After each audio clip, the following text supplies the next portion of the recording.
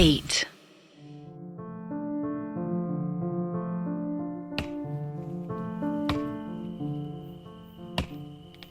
कहते हैं अंधेरे में कुछ ऐसे राज छुपे होते हैं जो छुपे रहें तो ही ठीक।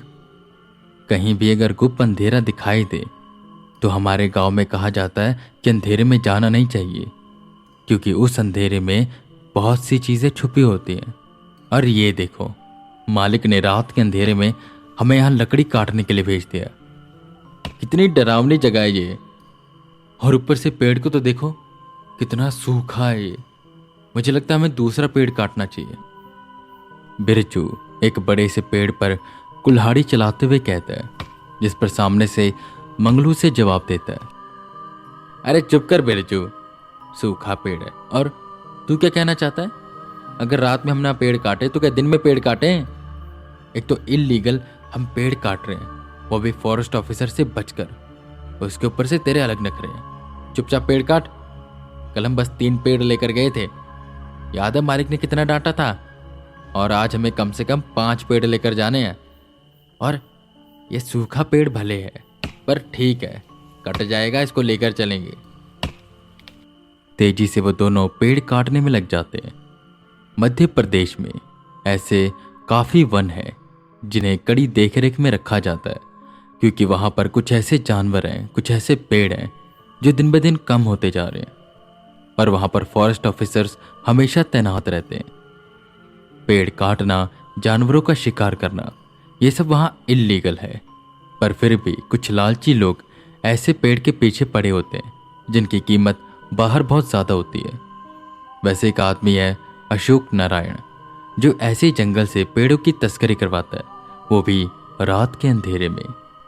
बिरजू और मंगलू तेजी से पेड़ काट रहे थे। वो पेड़ था काफी बड़ा। उन्होंने उसे आधा काटा तो उन्हें पता चला कि पेड़ तो अंदर से खोखला है। बिरजू, ये क्या? ये तो अंदर से खोखला है। तू सही कह रहा था, इसको काटना ही नहीं चाहिए था। समय बर्बाद हो गया। चल कोई और पेड़ काटते हैं। मंगलू इतना बोल पलटा कि उसे पेड़ के अंदर से आवाज सुनाई देने लगी। वो डर के पलटा। ए बिरजू, तुझे इस पेड़ से कोई आवाज आई? जिस पर बिरजू ने नाम में सिर लाया और वो सीधा सीधा जाने लगा। पर मंगलू अभी भी उस पेड़ को देख रहा था। उसने अपनी टॉर्च उस पेड़ के अंदर की और उसके अंदर झांका तो वहां पर ढेर सारे सफेद रंग के लिजलिजे कीड़े थे, जिन्हें देखकर मंगलू घिना गया। कि तभी उसे 2 आंखें दिखाई दी जो उस अंधेरे से उसे देख रही थी। पेड़ के अंदर जो पूरा खोखला था, वहां से 2 आंखें मंगलू को घूर रही थी। मंगलू ये देख बिल्कुल पीछे की ओर हुआ कि तभी बिरजू ने पलट कर देखा। वो पेड़ जो आधा कट चुका था, वो वापस से जुड़ गया। उसका वो खोखला हिस्सा बड़ा हुआ और उसके अंदर से एक टेढ़ा सा हाथ बाहर आया, जिसकी उंगलियां टेढ़ी हो रही थी और हाथ अकड़ रहा था। मंगलू और बिरजू पीछे पीछे होने लगे कि तभी उसमें से कुछ ऐसा बाहर आया, कुछ ऐसा जिससे उन्होंने अपनी बंदूकें उठाई और उस पर शूट करना शुरू किया। ये गोलियों की आवाज पूरे जंगल में गूंजी, जिसे सुन फॉरेस्ट ऑफिसर्स भागते हुए आए। सर, ये आवाज यहीं से आई थी, फॉरेस्ट ऑफिसर सुमित ने कहा, जिस पर उसका हेड सामने आता है और टॉर्च उस दिशा की ओर करता है तो जो देखता है उससे दंग रह जाता है। उस खोखले पेड़ की डाल पर 2 आदमी लटके हुए थे, जिनका बस धड़ था, सर नहीं। यार सुमित, इनके सर कहाँ गए? ऑफिसर सिंह आगे आते हुए बोले, जिस पर सुमित पेड़ के पास जाता है और लाश को अच्छे से देखने लगता है। उन्हें लटकाया तो गया था, पर ऐसे कि वो पेड़ की शाखा से जुड़े हुए थे। ऐसा लग रहा था कि पेड़ के अंदर जान है और उसने इन्हें खींचकर ऊपर लटका दिया है। कि उसी वक्त सुमित का पैर पड़ा एक गीली जगह पर, जहां पर एक छोटा सा पौधा था जो बाहर आ रहा था। सर, बारिश तो हुई नहीं, तो ये जमीन गीली हो सकता है पौधा इन्होंने लगाया हो, पर ये पौधा है किस चीज का? इतना बोलते हुए उसने वो पौधा हल्का सा उठाया तो उसके अंदर से मंगलू का सर बाहर निकला है, जो उस पौधे के साथ जुड़ा हुआ था। ये देख सुमित दूर भागा और ऑफिसर सिंह भी पीछे की ओर हो गए। सर, ये हमारा केस नहीं है, हमें पुलिस को बुलाना पड़ेगा। जिस पर ऑफिसर क्राइम सीन को अच्छे से देखते हैं और कहते हैं, नहीं सुमित, सिर्फ पुलिस को ही नहीं बल्कि किसी और को भी।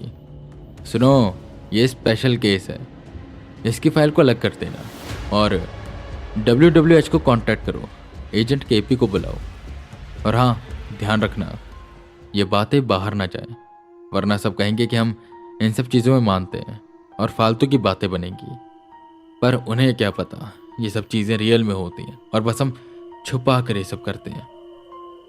सुमित वैसा ही करता है। पुलिस अगले दिन आ जाती है, पर WWH से एजेंट KP अब तक नहीं आए थे। Police inspector Nishant crime scene को देख रहे थे।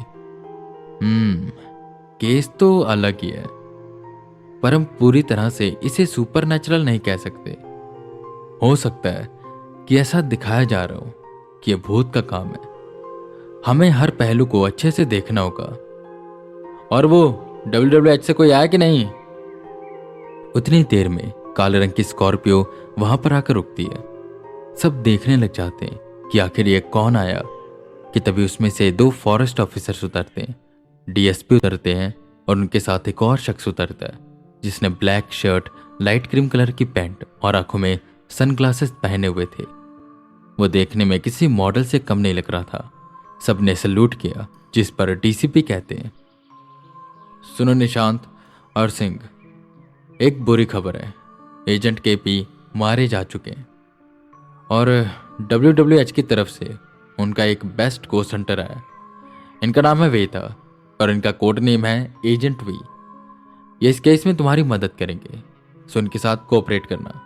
और वेदा, ये हैं इंस्पेक्टर निशांत और ये हैं ऑफिसर सिंह। ये दोनों इस केस को देख रहे हैं। तो अभी मैं चलता हूँ। और सुनो सब, वेदा के बारे में कोई भी न्यूज़ बाहर नहीं जानी चाहिए और अगर कोई न्यूज़ वाला पूछे तो उनकी आइडेंटिटी छुपाना। अभी ही वो कनाडा का केस शांत हुआ है, इनका हम चेहरा पब्लिक नहीं कर सकते, तो ध्यान रखना। वो सब सैल्यूट करते हैं और DCP वहां से चले जाते हैं। वेदा वहीं आकर उन दोनों ऑफिसर से मिलते हैं। एजेंट KP की डेथ हो गई, यह सुन के सच में बुरा लगा। उन्होंने काफी केसेस में हमारी मदद की थी, बहुत ब्रेव थे वो, ऑफिसर सिंह ने कहा, जिस पर वेदा हाँ में सिर हिलाते हैं। पर वहीं सामने से इंस्पेक्टर निशांत कहते हैं, उनके जैसा कोई नहीं हो सकता। पता नहीं कहां से नए नए गोस्ट हंटर उठकर आ रहे हैं, इनसे मुझे ज्यादा उम्मीद नहीं है। और सुनो, हो सकता है कि ये पुलिस के साथ तुम्हारा पहला केस हो, तो ध्यान से काम करना और ग्लव्स पहन लेना, कोई भी सबूत मिटना नहीं चाहिए। उसकी आवाज में थोड़ा सा तंज था, जिस पर वेदा मुस्कुराते हैं और कहते हैं, पहली बात तो मैं आपको बता दूं, ये मेरा पहला केस पुलिस के साथ नहीं है। बहुत से केसेस मैं सॉल्व कर चुका हूं और हाँ, मैं खुद को किसी से ऊंचा या नीचा नहीं करता।